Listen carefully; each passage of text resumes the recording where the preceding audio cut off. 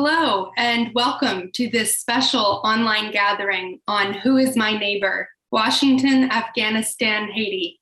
My name is Anna Gordon, and I'm the project manager for the Initiative on Catholic Social Thought and Public Life at Georgetown University. Our initiative is honored to be partnering with the Roman Catholic Archdiocese of Washington for this dialogue. Today's gathering is the first in a three-part series on Pope Francis, Young People, and Solidarity, Dialogues on Fratelli Tutti. This gathering and this whole series is special for several reasons. This actually was not our idea. Pope Francis reached out to Cardinal Gregory through the president of the United States Conference of Catholic Bishops. And Pope Francis asked if the Archdiocese would bring together young people in the nation's capital and beyond to discuss some of the ideas and challenges he wrote about in his encyclical letter, Fratelli Tutti, translated Brothers and Sisters All. Almost exactly 1 year ago, on the feast of St. Francis of Assisi, Pope Francis released Fratelli Tutti to the world, a letter devoted to fraternity, solidarity, and social friendship. Our initiative held a dialogue the day after this powerful encyclical was released with a Vatican cardinal, a religious sister, a young activist, and a leading journalist. We're revisiting Fratelli Tutti with our friends at the Archdiocese of Washington because its messages are at the heart of our mission, a call to dialogue, to support and lift up young people of faith, and to work together to address moral and public issues like human life, migration, racism, and climate change. This powerful letter to the world especially called on young people to build a community that supports and helps, in which we can help one another to keep looking ahead, to dream together, to build together. I want to acknowledge as we begin the encouragement and assistance we received from leaders of Scholas Occurrentes and our friends at the United States Conference of Catholic Bishops. Now, I'd like to turn first to Cardinal Wilton Gregory, the Archbishop of Washington. Cardinal Gregory, thank you so much for being here tonight. We have many young leaders, nearly 1,300 RSVPs who are joining us. Can you welcome these young people who are listening in and share why Pope Francis asked us to come together? Thank you very much, Anna. My dear friends, thank you very much for the time today for this important discussion. It is a privilege for me to be with you. I would like to express my great appreciation to the Initiative on Catholic Social Thought and Public Life at Georgetown University and Scholas Occurrentes for their hard work and dedication in planning this dialogue. I know that the initiative has supported so many of us with not only numerous useful resources and conversations over the years, but also through friendship. We truly find ourselves in a unique moment in time with humanitarian crises across the world, especially in Afghanistan and Haiti, with the racial reckoning in our own nation and the ongoing coronavirus pandemic that has affected every area of our lives. Our communities locally, nationally, and globally have been greatly impacted, and many of us have felt moved to respond and have wondered about the best ways to reach out and help our neighbors who are suffering.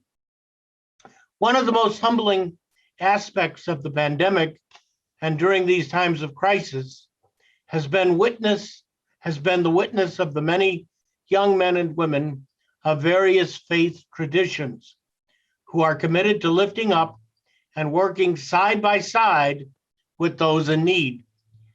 Their commitment to advocacy work and dialogue is at the center of this vital outreach to help maintain stability at a time when it is most needed.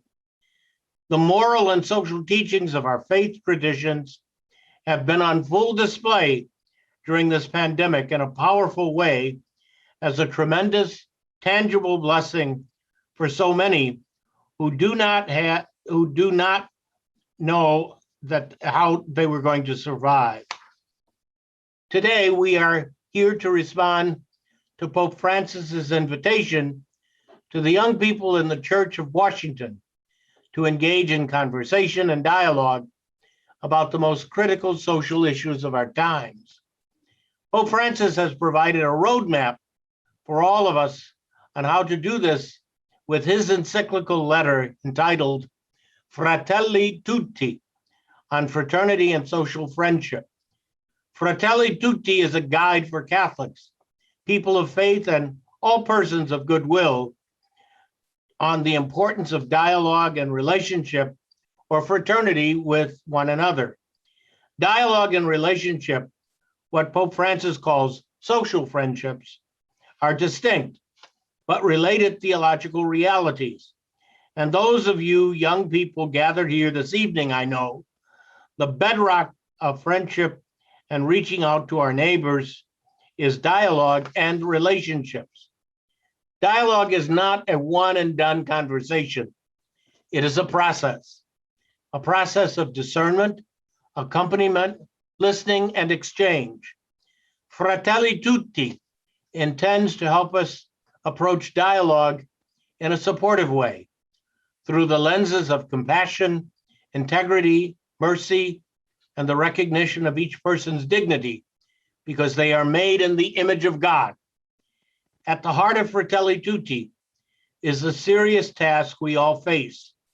We must love our neighbor as ourselves.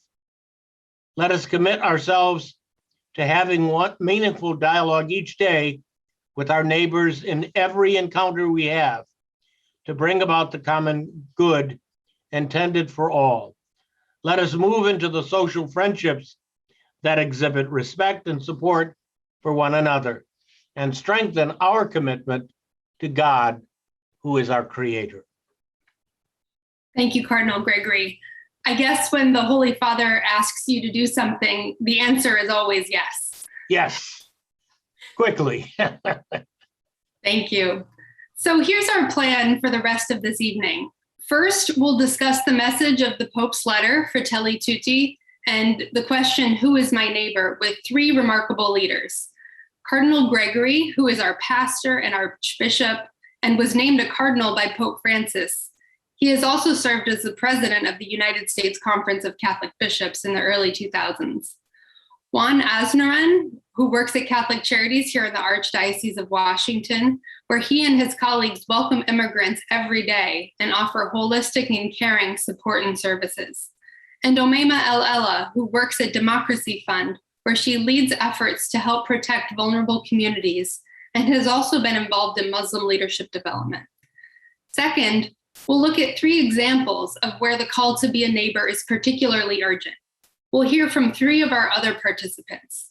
Mushkan Azizi, who arrived recently in Northern Virginia just this past summer as a refugee from Afghanistan, and will share what led her to have to flee her home and come to the United States. Reynold Hippolyte, who is joining us from Port-au-Prince, Haiti, and will share his experience working at Catholic Relief Services with young people in the midst of a devastating hurricane and a political crisis.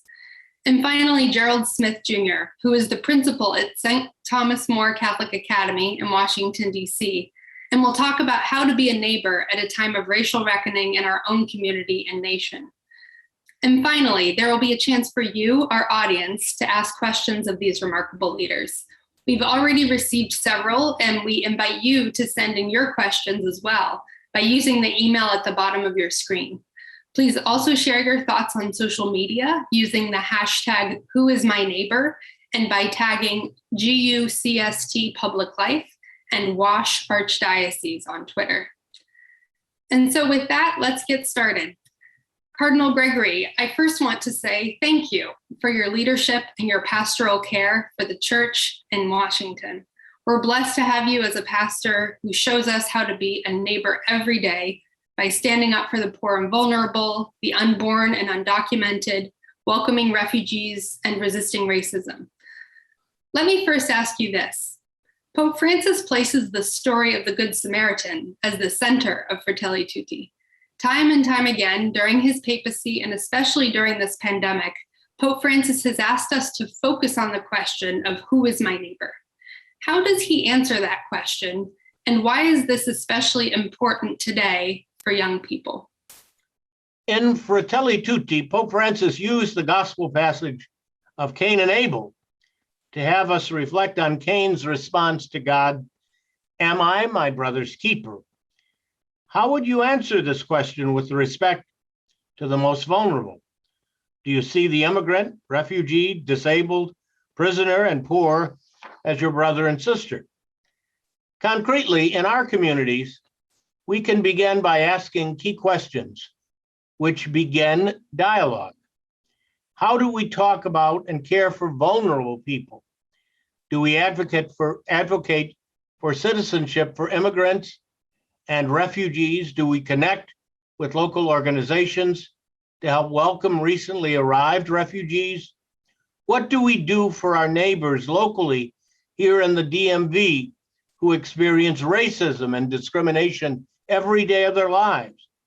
This dialogue is a key step in our work to create a different culture where each one of these people are seen as our brothers and sisters, and where we care for one another because we are all created in God's image and in God's likeness. Listening to our brothers and sisters of different cultural, ethnic, racial, and faith backgrounds can be uncomfortable, or for some, or very different from our own everyday familiarity. However, nothing in our Christian life calls us to comfort. The very act of declaring ourselves as Catholics and as Christians notes we are willing to lead lives that are committed to pursuing love and justice in the name of God. We know that this work, our work, God's work, is not easy. Thank you for that. We do need to create a different culture, one of listening and one of encounter, like you said. Let me follow up on what you were just talking about.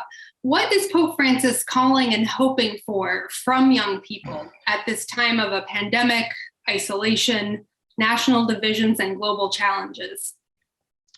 And Pope Francis calls all of us, especially our young people, to be creative and to be bold in our prophetic voice.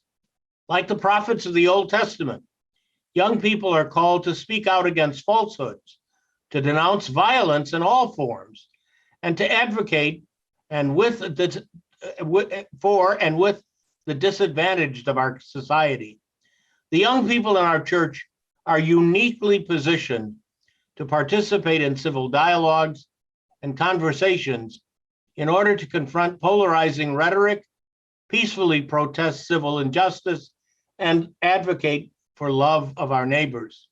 Fratelli Tutti states, we believers are challenged to return to our sources in order to concentrate on what is essential, worship of God and love for our neighbor. The truth is that violence has no basis in our fundamental religious convictions, but only in their distortions, unquote. What does this look like in our daily lives? Pope Francis reminds us that dialogue calls for perseverance and patience, and he notes that there are moments of silence and suffering. We should spend some time in reflection about the encounters that we have in our everyday lives. If we truly recognize that each person is made in the image and likeness of God, then we must reach out and enter into dialogue and relationship with those who live in poverty or who have special needs and disabilities or whose cultural or national origins are different than our own. We must dialogue with those from other faith traditions. Fratelli Tutti reminds us of why we need to listen and always attempt the honest dialogue we are greatly in need of in our communities, in our church, in our neighborhoods, and in our families. Thank you, Cardinal Gregory. We do need to listen. And so now let's turn to another one of our panelists and listen to them. Juan, let's talk to you. You and I just met, but you seem to me to live out the gospel message of serving God and neighbor through your life and work at Catholic Charities in Washington. The Newcomer Network assists immigrants with legal services as well as social services like housing and healthcare. And this work is needed now more than ever. Mhm. What for you is the single most important point for young people that Pope Francis makes in Fratelli Tutti? So I think for me, it really comes back to a little bit of a personal story, if you will. To me, when Pope Francis speaks about building walls, or rather, you know, taken down walls. Personally, right, my mom and I immigrated from Peru when I was a teen, and I came to this country with very limited English, and my mother was still learning English. And when we came here, we were very blessed to meet people who were so welcoming and people who really met us where we were, which for us made such a huge difference. We came here. Unfortunately, we also saw the other extreme, right? People who really were not as welcoming, people who really told us that if we didn't speak the language, we really had to go back to our country. And I remember as a teen at the time, it was something that really stuck with me, something that to this day stuck with me. And so reading about the taking down those walls felt a little bit like the Pope was speaking to, teenage Juan. And just the idea of sometimes, we build these walls to really separate, to create this divide between them and me. And how us as Christians, right, we should be tearing those walls down. So we're not just talking physically, right, walls, but especially walls in our heart, right? To really move away from this ideology that it's their problem versus what I have. It's really the invitation for all of us to think of it as a communal thing, right? As an us, and how do we go about it? So I think for me, that is the critical piece of Fratelli Tutti. Tearing down the walls in our hearts, that's very powerful. Let me ask you another question. Pope Francis calls on us to focus on that question of who is my neighbor with the parable of the Good Samaritan, as we were just talking about with Cardinal Gregory. How do you answer that question, who is my neighbor, in your own life and in your own work? And how can other young people be genuine neighbors today? That is definitely a loaded question and definitely a work in progress, I would say. But I think for me, it really comes to kind of a recurring theme that I've seen in my life, and especially in my faith life. And it actually starts when, from Cardinal Gregory. When I used to work for the Archdiocese, when Cardinal Gregory first got here, back then, Archbishop Gregory, when he first met us, I remember he called a staff meeting. And one of the first things he said to us was, apologist to us. He said, "You probably won't see much of me for the next few months because in order for me to serve this local church, I have to meet the people." A few months went by and it was true. We didn't see now Cardinal Gregory as much in the office or in the dining room, but we did see him every Sunday visiting different churches, different communities, different schools, many different events throughout the Archdiocese. And to me, that was so impactful because it really showed that to Cardinal, it really was people first, and then that would lead to the ministry. And so now fast forwarding, as you mentioned, my new work now with the Newcomer Network at Catholic Charities, it really, as you said, is really focused on us looking at the person in a very holistic way. I have wonderful coworkers and great staff, and all of us from different faiths with really just the goal of empowering newly arrived people to really become part of this community, a really active members of the community. And we realize that in order for us to do that, we can't really hone into one of the issues. We can't just look at immigration status, or we can't just look at one necessity, but we really need to look at them holistically. And that's really what we try to do with our work, and something that I think reminds me a lot of, again, looking at the person first. And now in my personal life, I think I'd take it a little even further. To me, really, it ties in, seeing the person first to the idea of being pro-life. I consider myself an active pro-life member. And I think being an advocate, not just for the unborn, but for the immigrant, the refugee, right, the elder, the imprisoned, as Archbishop said, people who've struggled with racism, disabilities, the LGBTQ community, and so on. And so I think really our duty as pro-life people is to be able to look at the issue from a holistic perspective. And finally, just quickly to invite the young adult, I think, for them to answer this call is to really look at the picture overall, right? In order for us to truly love our neighbor, we have to acknowledge all their needs, their goals, and their struggles. And that's the only way that we can really love them as brothers and sisters in Christ. Thank you for that, Juan. Omema, you work at Democracy Fund, where, among other things, you support the Just and Inclusive Society Project in its mission to protect vulnerable communities facing racism and hate. You are also a young Muslim woman yourself and have advocated for strengthening Muslim civic engagement as well as interfaith dialogue. In Fratelli Tutti, Pope Francis says part of the inspiration for his letter was a dialogue with the Grand Imam of Al-Azhar, Ahmed El-Tayeb, and Pope Francis quotes their joint statement. He says, "In the name of God, we declare the adoption of a culture of dialogue as the path, mutual cooperation as the conduct." What does that message mean to you, and how does your religious tradition answer the question of how we serve our neighbors? Thank you, Anna. Well, I'll say firstly that that message resonated greatly with me. We can't begin to address our shared challenges as a country, let alone the entire globe, without recognizing the need to work with others outside of our respective groups. We need to seek those spaces where we encounter others. We need to allow our hearts to be open to friendship, and for that friendship to turn into the genuine care and love that we have for ourselves and our families, to be able to stand together in solidarity and address the numerous shared challenges we're facing as a global community. As a Muslim, I grew up with a very strong sense of the concept of obligation towards others in my faith tradition, that people have rights upon us and vice versa, that our wealth is not our own, that we are not just here for ourselves, we are here to serve others. And there are numerous sayings of the Prophet, peace be upon him, telling us that one is not a true believer if they allow their neighbor to go hungry or harm them in any way or cheat them. And we have many examples of his service and his action in his life showing up for his non-Muslim neighbors when they needed him. There's also this verse in the Quran that I feel very passionate about because it talks about how God deliberately created us into separate tribes and nations so that we may know one another. And what I've taken from that verse is firstly, diversity is intentional and part of God's will.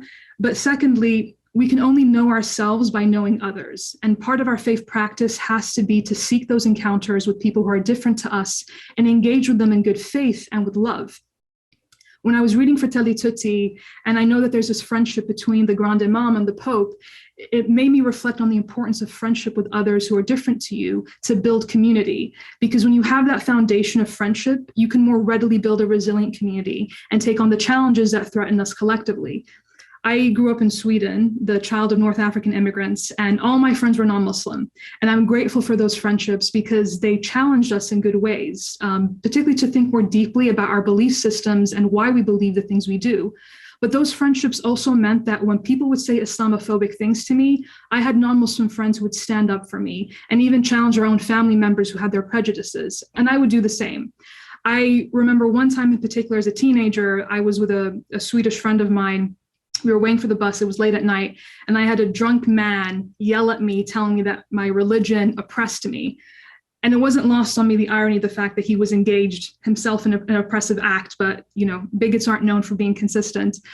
And in that moment, before I could say anything or respond, she turned to him and yelled at him, telling him that my religion empowered me, which was brilliant because I'd always told her that, and that he didn't know what, he was talking about. And if he didn't leave us alone, she would throw her 5-inch platforms in his face. I'm not sanctioning violence, by the way, but I wanted just to use that story to illustrate how in that moment, her solidarity with me meant that I felt safe and meant that I felt like I belonged. And that was so important to me because so often I felt like I didn't growing up in Sweden. And so when I think about the message around strengthening mutual cooperation and dialogue, I think we also need to think about the importance of cultivating friendship to do that more effectively. That's a beautiful illustration and understanding of what true friendship means. How can people of faith, especially young people of faith that you have worked with and that you know, how can we work across religious lines to advance the common call to love our neighbor? I would firstly start off by saying to remember that all of our faith traditions make it very clear that faith is not just practiced in ritual and prayer, it's practiced in action and in service to others as well. I remember being in conversation with a friend of mine who's a member of the Swedish church, and we were discussing nationalism and racism, and both contemplating the question of why should people care about one another? And as people of faith, one simple answer is simply to say, because we are commanded to, quite literally by God. But to add nuance to that, we can't say that we are practicing the spiritual tenets of our faith traditions whilst neglecting to care about other lives that God has sanctioned to exist on this earth alongside with us. And that's why it's been so heartbreaking to see members of our own faith communities at times swayed by nationalist, racist, xenophobic narratives that pit us against each other. I think one of the challenges we're seeing in relation to addressing societal ills like racism and toxic polarization is something that Pope Francis actually names in the encyclical, which is radical individualism, amongst many other ills. You know, we have people in our own faith communities indoctrinated as well with this idea that we should only really care about how our own individual actions affect us personally. So for instance, so many people still struggle to understand racism in relation to its structural and systemic place in America, that they can't fathom the idea that they can be racist by supporting policies and norms that uphold racist structures, because their individualized understanding of the world tells them that as long as they don't personally harm an individual with their words or their hands, then that lets them off the hook. And I can share that in Islam, we're taught that entire communities have been held accountable by God for major sins and transgressions. And that's because even if not every single member of that community was directly involved in killing another person or oppressing another human being, them turning a blind eye to that can make them complicit. Them sanctioning that behavior by not calling it out makes them complicit. And so we're taught to never become indifferent to oppression. And that's a muscle you have to exercise because you can become numb. And you do that by getting out of your comfort zone and being curious about others and seeing the ways in which your life is intertwined with theirs. And lastly, I'll just say that to young people of faith, we need to model the best of our faith by seeking out those spaces and people with different backgrounds and learning from them and nurturing trust and friendship with them. Because not only will you grow as a person by doing that, that's the best way to start building and sustaining the movements we need to solve our shared challenges and pursue social justice. Well, thank you, Cardinal Gregory, Juan, and Omema, for those challenging and thoughtful reflections on Fratelli Tutti. This is just a quick reminder to send your questions in to the email at the bottom of your screen, cathsocialthought@georgetown.edu, and we'll get to those questions soon. But now we're going to turn to our second segment. We're going to get a little more specific. The call to be better neighbors, to act with solidarity, is tested in particular places and at particular times. We've asked 3 young leaders to offer their own experiences for our reflection and action. Let's begin with Afghanistan and your experiences, Mushkan. You, your husband, and your 13-year-old son arrived in the United States this past summer as refugees from Afghanistan. Catholic Charities in the Diocese of Arlington have assisted your family as they help so many other immigrants and refugees. For many of us listening in, the news we receive about Afghanistan often does not capture the human dimensions of these crises. Tell us about your family, your home country, and what led you to have to flee Kabul and come to the United States. Thank you. As mentioned in my introduction, I am from Afghanistan. It's a country located in Central Asia, and that's why sometimes it's called Heart of Asia. And it is a war-torn country. From the time I was born till now, I don't remember a moment of stability and peace in my country. To talk about my family, I am married and I have a 13-year-old son. In Afghanistan, I lived with my parents, husband, and son in Kabul province. I worked with the US Embassy in Kabul when the United States government announced its military withdrawal from Afghanistan.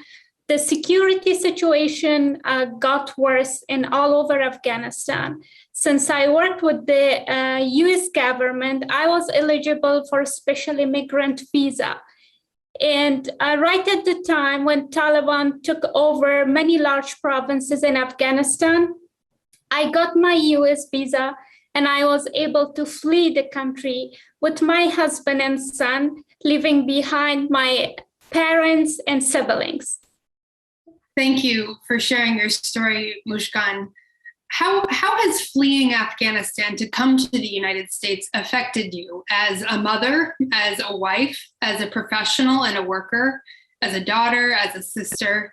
And how should it affect the rest of us? And what can we do as neighbors to support refugees like yourself? Of course, the situation in Afghanistan badly affected me. I had to leave my country and come for living in the United States, where I have to start everything from scratch. And I want to thank people of the United States and United States government for giving us a safe place in their country. But I want to say that getting settled in a new country where everything is new is like requires a lot of struggles, of course, both mentally and physically. So for me as a mom, it was a struggle to register my son to school. And for my son, it's still a struggle to get familiar with the education system and classes set up here. And he still misses some of his classes because he cannot figure out where each of his classes is located in the school building.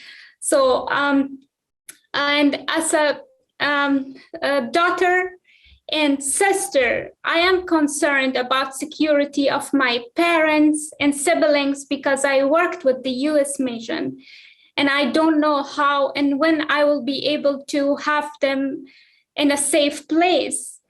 And of course, me being new with the lifestyle, with the culture, with the systems here in the U.S. affect my neighbors and people around me. I may do things that do not fit the culture here, or I may do things that are different from what a system's requirements are. But that doesn't mean that I do not respect the culture. That doesn't mean that I do not follow the rules and regulations. It just simply means that I'm unfamiliar and I'm new here. So what I expect from my neighbors and people of this great country is to be patient with us, to support us, to go through this difficult time of resettlement and adjustment. So I believe that being patient and guiding us when we need their guidance can be the biggest support we receive from them. Thank you, Mushkat. We're very glad you're here with us tonight and here in our country. Welcome. Thank you. Now let's turn to our own hemisphere and the island of Haiti. We're going to Port-au-Prince to hear from Reynold. Reynold, you work for Catholic Relief Services, which does extraordinary work around the world, including in Haiti. That work was especially important following your prime minister's assassination in July and the 7.2 magnitude earthquake in August. Every day you encounter young adults in Haiti who are trying to feed, shelter, and live a life of dignity. We've heard the heart-wrenching stories of people struggling to meet those basic needs, and some who want to leave and come to the US through the southern border. Can you tell us what's going on in Haiti right now and the impact it's having on the young people you work with? Well, thank you so much, Anna. I would like to begin by pointing out that the situation is so alarming that we are living with the feeling that we have hit the bottom. We are facing a political crisis since at least 4 years. These days, we observe an increase in kidnapping. You flee the country to Brazil, Mexico, Chile with the hope of being able to take refuge in the USA as soon as the opportunity rises. There is a new trend now where gangs are moving into previously safe, quiet neighborhoods. 90% of young people trained in Asian universities decide to travel abroad. Let's take some time to talk about this. This is one of the major problems that no one is talking about that will further hamper the development of the country. People who don't want or can completely leave the country decide to move their family to Dominican Republic. They earn money in Haiti to spend it elsewhere because of the insecurity. Even Asian small businesses are either relocated to Dominican Republic or opened there by Asians who previously wanted to invest in the country. This leads to capital flight that could have a ripple effect on the country's economy. Neighborhoods now are deserted due to the insecurity issue. So all this occurring on the heels of the assassination of the president on July 7th and a major earthquake on August 14th, followed by a tropical storm, which passed over the earthquake-affected zone just a few days later. But there's also good news. Haiti is teaming with young, energetic citizens who are anxious to bring positive change to their families, communities, and country. Youth are recognized by their communities for the strength, energy, and flexibility. There are many avenues already available for youth civic engagement, service, and leadership.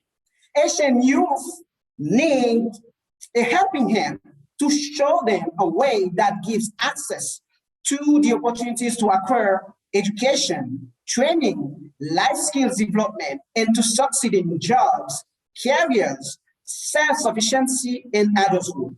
Unfortunately, the government does not provide this helping hand, so other actors need to step in to fill the gap. Can you tell us a story about one of those young people? Tell us about someone you've met and how they're bringing that hope and that opportunity to Haiti. Yeah, thank you. Catholic Relief Services implements a youth program in Haiti. As the head of youth, I have the occasion to exchange with a lot of young people. This makes it possible for me to understand that many youth have lost all hope in the future. Now, much more effort is needed to encourage them to continue in development programs. Yet, there are still some youth who really believe that the change is the sum of individual actions and that they must be part of these agents of change. So I would like to take the occasion to share the voice of one of our project participants to demonstrate what kind of change we can make with youth investment. His name is Luis. He's a member of the first cohort of youth in Teso, community of Haiti, who received a startup grant for his micro enterprise. But before entering the project, he was unemployed, but an active volunteer in his community. So he said to me, since I joined the project in 2017 and studied training on entrepreneurship and life skills, my behavior and attitude have completely changed. In the same year, my house burned down and I lost everything. At the outset, I was desperate, but the training on life skills helped me, and the grant gave me a second chance to start over.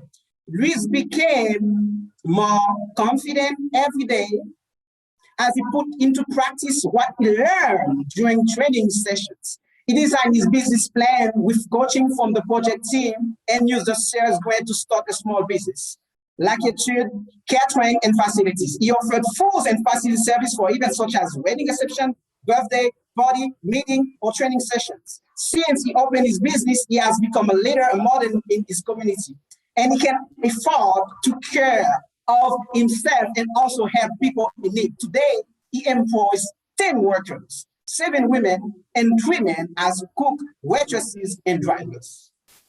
That's a wonderful example of a sign of hope and a sign of solidarity and a sign of answering the question how we can be neighbors to one another. Thank you, Reynold.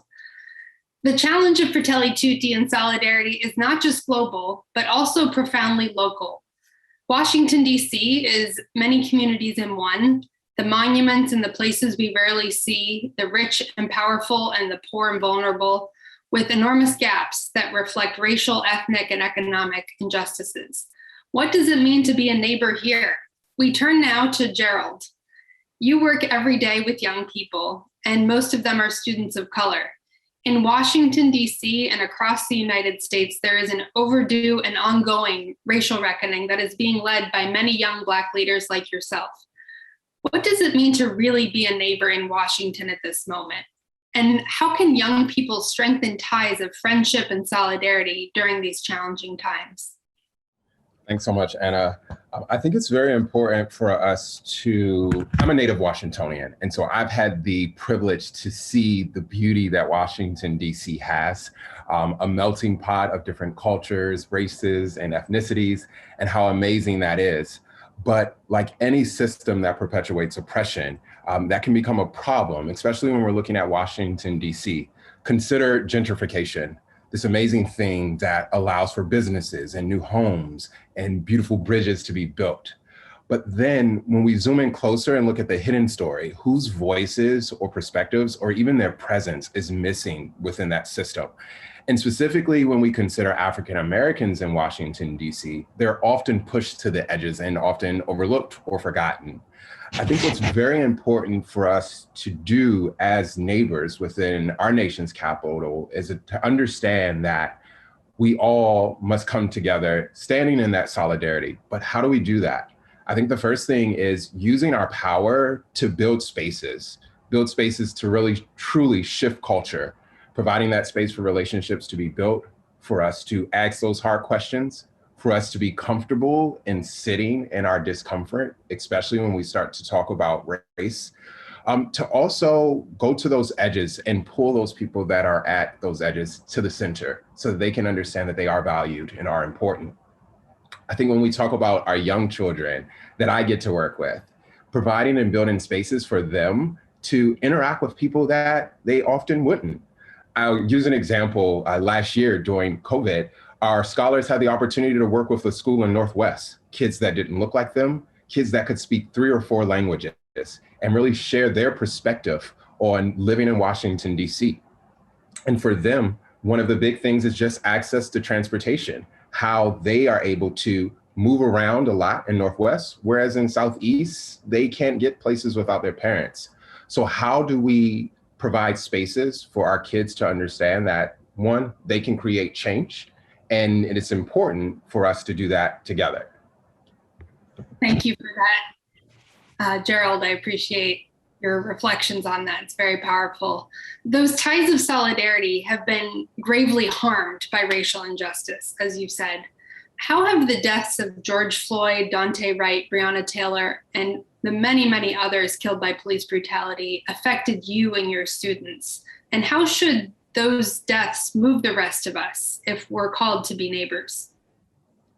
As an African-American male, I look in the mirror every day, knowing that I live within a country that can be very complex for a man of color, or for any person of color. I think one of the things that really stood out to me in the encyclical was Pope Francis's line around the right to live with dignity.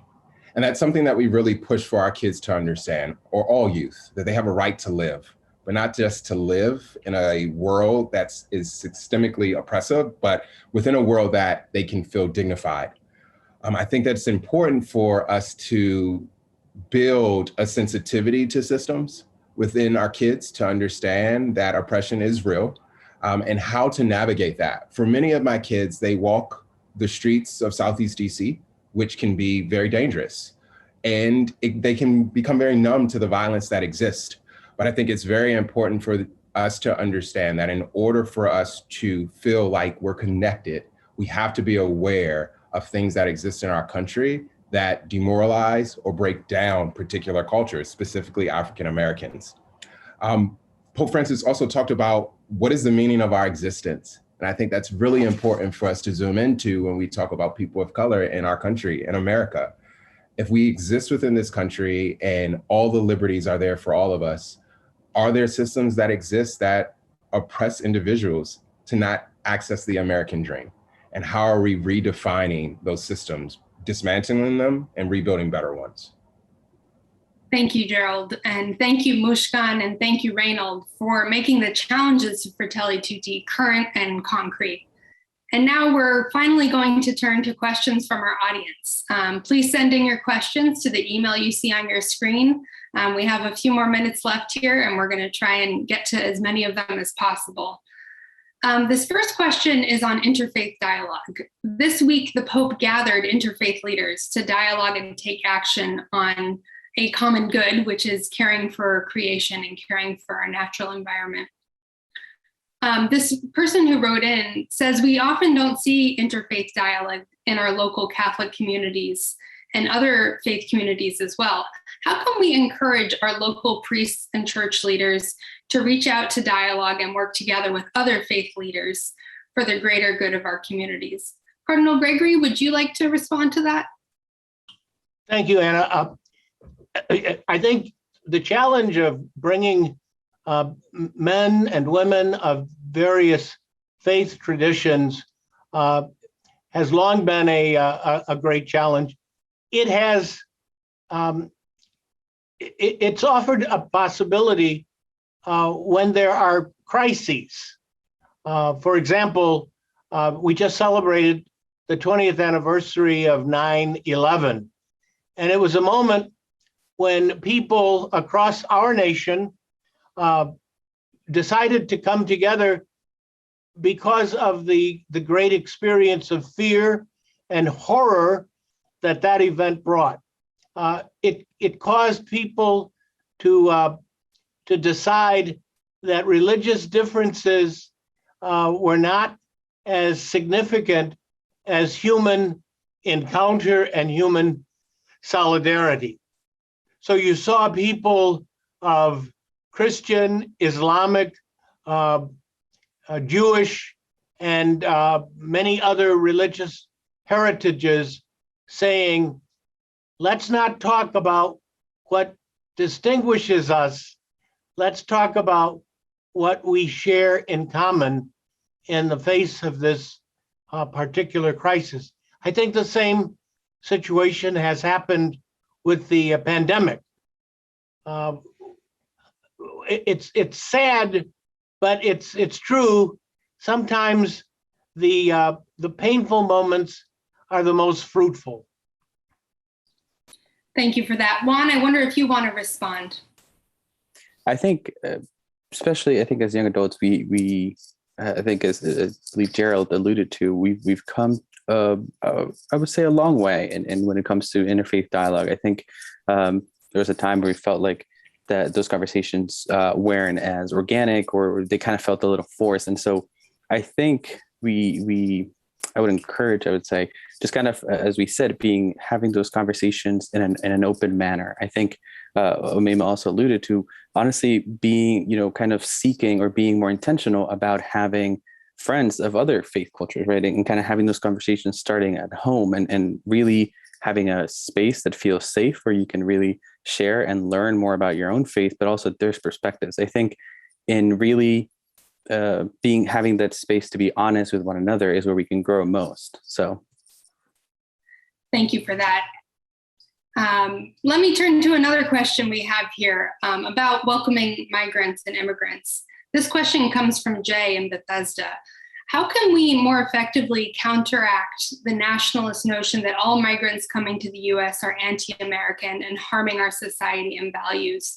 And another related question, what are local volunteer or service opportunities to support immigrants or refugees? Mushkan, I wonder if you could help us answer that first question. What would you say to the stereotype that all refugees and immigrants are coming to the United States with anti-American values and are imposing their own values on others? Well, I think that that's not true about all immigrants. If they are against the US or the culture or the religion, they wouldn't seek asylum in this country. Recently, yes, of course, there are many Afghan refugees coming to the US. And most of them are the ones who work with the US government, who work for the US mission. Yes, many of them are people who didn't have access to the basic needs back in home. So they might not be very much civilized, or they might not be familiar with things that they see in the US. But that in no way means that they are against the society or American culture, or in general, all Americans. Thank you. Reynold, I wonder if you could help us respond to that. You see so many Haitians every day who don't want to leave Haiti, but are forced to. Tell us about the migrants that you meet and why they're coming to the United States. Thank you, Anna. I think what I have just explained could help to understand why they wanted to come to the US. So we are facing many problems here in Haiti. And also now, as I said before, we can observe an increase in kidnapping. So people and most of them are young, decide to go to Chile, to Brazil, Mexico, by hoping that they could go to the US. So, but there's one thing that I want to say about that. Sometimes maybe we don't really make the difference between immigrants and refugees. For instance, the last thing we see in Texas, those people, Asian people, were refugees. They are not really immigrants, so they decide to leave the country because they cannot find jobs. Some of them are young. They cannot afford paying for universities. They are facing a lot of problems, so they have no choice. So they decide to live anywhere, but not Haiti. That doesn't mean that they don't love Haiti. They do love Haiti, but they are really interested in finding something better than what the Asian government gives them now. Over. Thank you, Reynold. Omaima, let's bring this next question to you. How can religious communities stand in solidarity with people who are facing racism, injustice, isolation? It's such a big question. There's so many things we can be doing. I would say, starting off, firstly, educate yourself. I think that's something that's so important. Actually understand, what are these issues? Where are they stemming from? Learn to seek out sources of information that aren't just within your own little bubble. Hear from the people who are actually affected. I remember growing up oftentimes being frustrated about hearing about, let's say, racism or Islamophobia, or a refugee crisis that was happening in the world, and hearing from people who weren't directly affected by it, being very opinionated about what was going on and what needs to be done. I think it's so important to always remember to center those who are directly affected by these issues and listen to them and let them lead. Learn to cultivate that humility to let those individuals lead, listen to them, and, hear them out when they're telling you what their needs are, and do what you can. It's not about doing everything. You don't need to be an activist on the street, or at a pulpit or whatever. Do even the smallest acts of kindness and just showing up for people makes such a difference. Thanks, Omaima. Gerald, let me come to you next with this question from our audience. On social media, it's so easy to believe there are more bad people than there are good.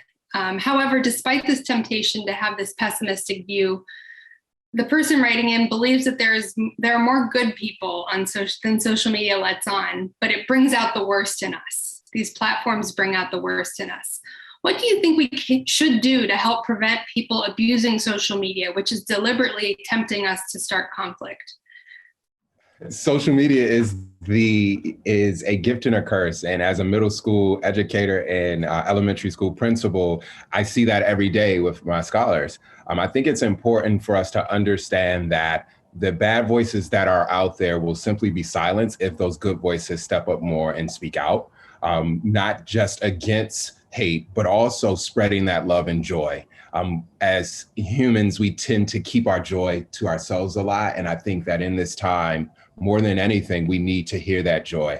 So we challenge our kids to spread those positive things on social media, but also to charge ourselves to do the same thing too.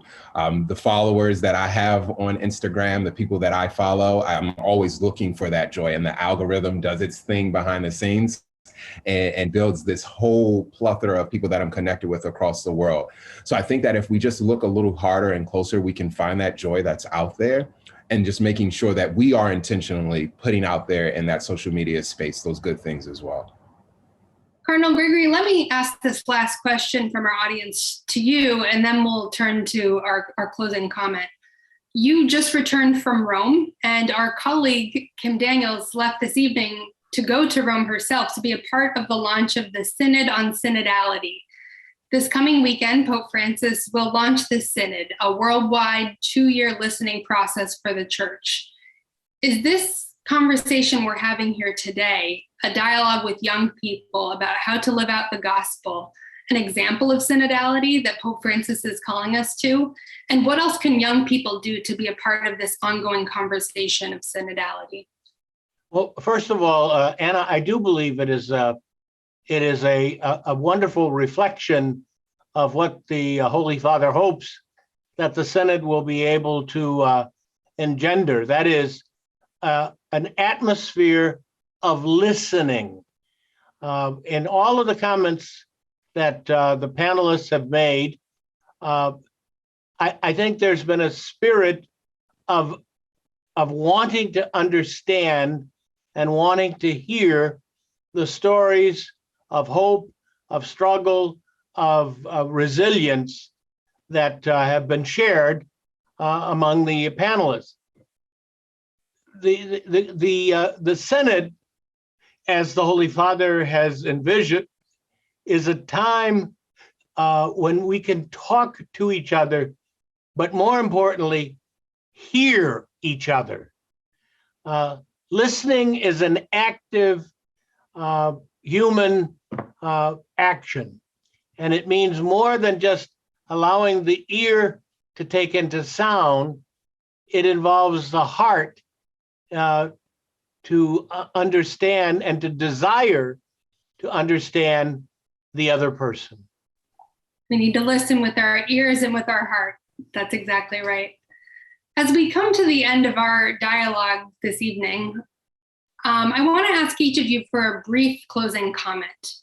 What is one thing the young adults listening to this dialogue can do to practice what Pope Francis preaches and teaches to be better neighbors? Send us off with an action step. Reynold, let's start with you. What's one thing people listening can do to answer the question, who is my neighbor? I think in every action you undertake, remember that we, the people living in other countries, are your neighbors. Through your actions, your love and compassion, you can easily through your actions, your love and compassion can easily transcend the barriers of geography and distance. By acting like this, you will demonstrate the essence of the fraternal openness that allows us to acknowledge, appreciate, and love each person.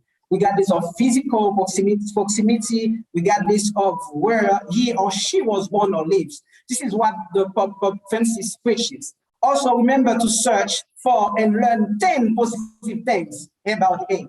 Over. That's a great action step. Omema, how about you? I would say practice being curious and not judgmental. Practice being okay with being uncomfortable.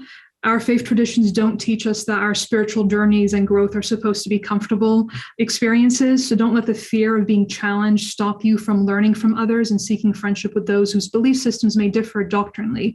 I'll lastly just share that some of the spaces I have felt the safest in, the most understood, and been the most spiritually inspired in have actually been in inter and multi-faith spaces. So seek those out. Juan, how about you? What's an action step those watching can take? I'll say, don't be afraid to share your gifts, and especially don't be, kind of get overwhelmed by the thought that there's so much going on around us, as we said, and across the hemispheres, really. But, even it really starts at your local community or your local church, whether it's volunteering your time at a church or Catholic Charities or Catholic Relief Services, or even volunteering your job, whatever your gifts may be, to really just offer that, in solidarity to your neighbor, to really achieve solidarity, like Pope Francis put it, not as just sporadic generosity, but rather to really become this thought of all of us as a community and how we can help each other in that. Mushkan? So I want to ask young adults for patience and acceptance, and to be grateful for everything that they have and for everything that their country offers them. There are people out there who don't have access to education, to freedom, and even to basic human rights. Gerald, let's go to you next. Just a reminder that we're co-responsible to build a more just and humane society. So leave your comfort and go to the edges of the circle without a savior mindset, but with a heart willing to serve and a mind willing to learn. And finally, Cardinal Gregory. Anna, each one of us can seek to engage with our neighbors daily. It could be as simple as calling an elderly neighbor whom we haven't seen for a while, stopping to talk to someone on the street who looks like they might be in need, or engaging in work with an organization that helps our neighbors who have come from Afghanistan, Haiti, or other locations. We must be ready to engage our neighbor each day to truly learn about their struggles and their needs, and then to accompany them.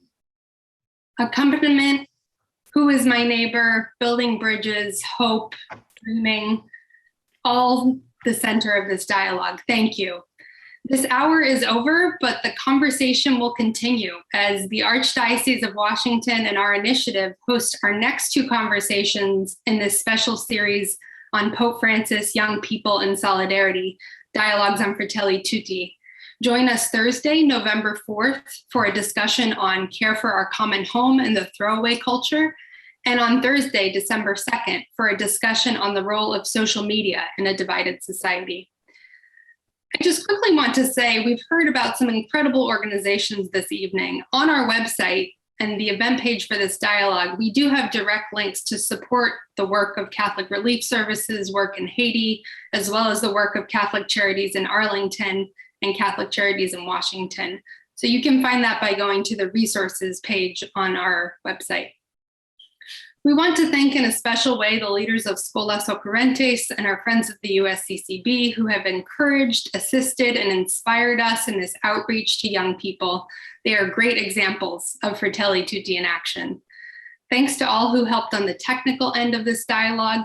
And I want to offer special thanks to Molly Herrera, Janine Marino, and Father Charles Courtnobus from the Archdiocese of Washington, and my own colleagues, John Carr and Kim Daniels at the initiative, for their efforts to put this terrific conversation together.